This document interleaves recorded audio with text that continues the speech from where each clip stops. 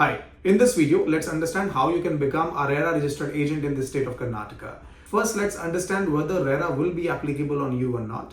So, in case you're selling projects which is having more than 500 square meter of land or having more than 8 units, and these projects are under construction, they have not received their occupancy certificate or completion certificate yet, then it is mandatory for you to take RERA.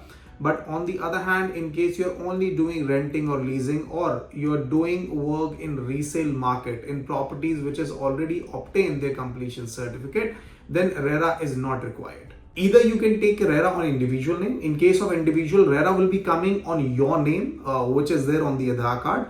Or you can also apply in other than individual category, in which RERA will be coming on the trade name. So in case you have a proprietorship, partnership, private limited, or any other type of firm, then you have to apply in other than individual category. Now let's talk about fees. So in case you're applying RERA in individual category, then you have to pay a fees of rupees 25,000 rupees. And in other than individual category, the fees for real estate license is 2 lakh rupees. Now let's dive into the documentation part. So in case of individual category, the documentation would be your Aadhaar card, your PAN card, your photograph, along with the affidavit in a prescribed format which is given by RERA Karnataka.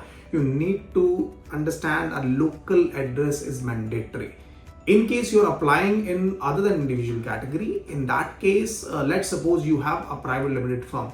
In that case, you require the KYC of all the directors along with MOA and AOA, a local address proof in the state of Karnataka, along with the company's PAN card. So these are the documentation which you have to provide to the authority in order to apply for RERA license. In both the cases, like I mentioned, local Karnataka address proof is mandatory and rent agreement is not acceptable.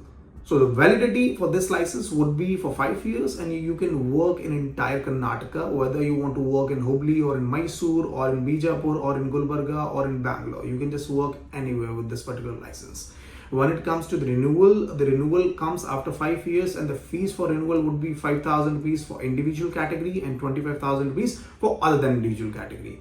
So with this was a process which we have explained for agent registration. In case you want to know more, you can visit our website, which is www.rerafiling.com, or you can call on the numbers mentioned below.